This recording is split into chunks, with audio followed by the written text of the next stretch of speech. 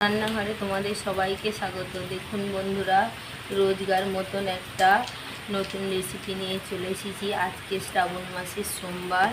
দেখুন, তোমাদের সাথে আমি একটা কথা বলি। আমি আগে বার করতাম অনেক ছোট থেকেই।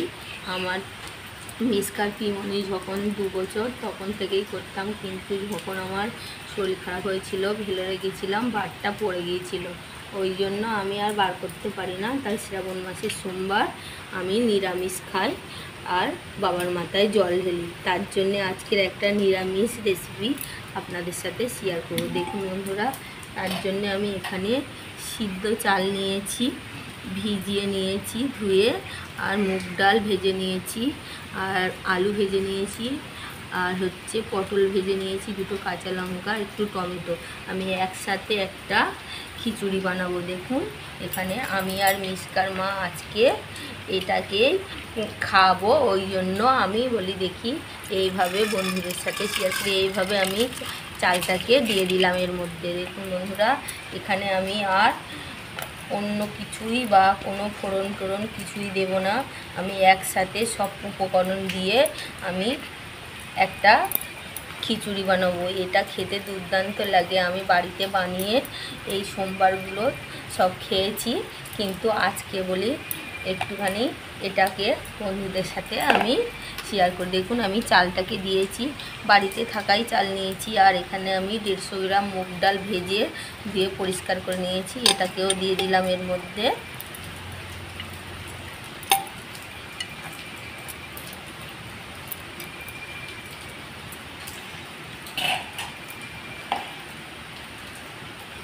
এখানে প্রেসার কুকারে দিলে একটা মাপের জল দিতে হয়।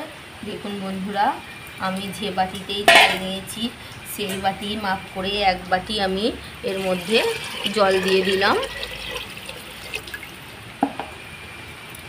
তারপরে আমি এখানে দেখুন বন্ধুরা, তারপরে আমি এখানে স্বাদ মতো লবণ দিয়ে দিলাম। আর এখানে আমি অল্প হলুদ গুঁড়ো নিয়েছি, জিরে ধনে আর গোলমরিচ গুঁড়ো নিয়েছি, আর এখানে একটুখানি আমি গরম মশলার গুঁড়ো নিয়েছি, এটাকেও এর মধ্যে দিয়ে দিলাম। দিয়ে আমার এই ভেজে রাখা আলুগুলো দিয়ে দিলাম। আলু আর ওই পটল সব একসাথে দিয়ে দিলাম।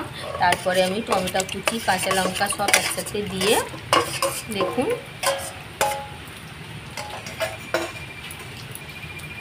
এর মধ্যে একটু কাঁচা সরিষার তেল দিয়ে দিলাম। দিয়ে আমি আটকে দিয়ে 4 থেকে 5টে সিটি মেরে আপনাদেরকে দেখিয়ে দেব কত সুন্দর একটা নর্মাল খিচুড়ি একটা দিনে খেতে ভালো।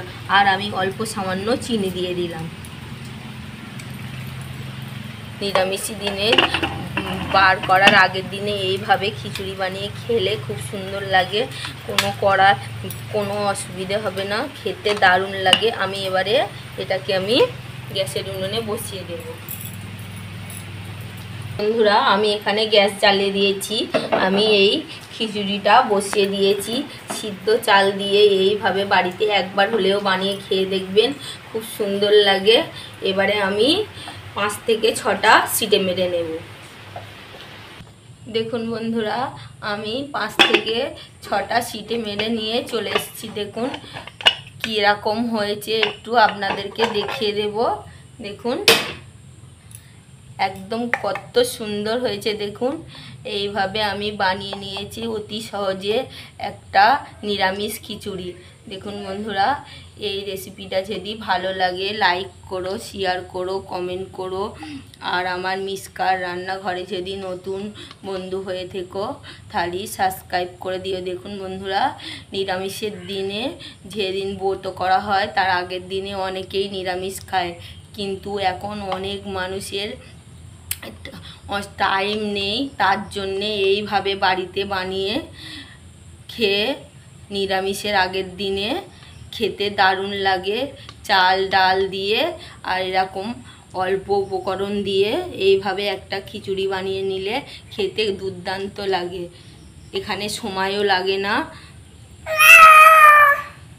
দেখুন বন্ধুরা, যদি ভালো লাগে লাইক করো, শেয়ার করো, কমেন্ট করো, আর আমার পাশে থেকো। সবাই ভালো থেকো, সুস্থ থেকো।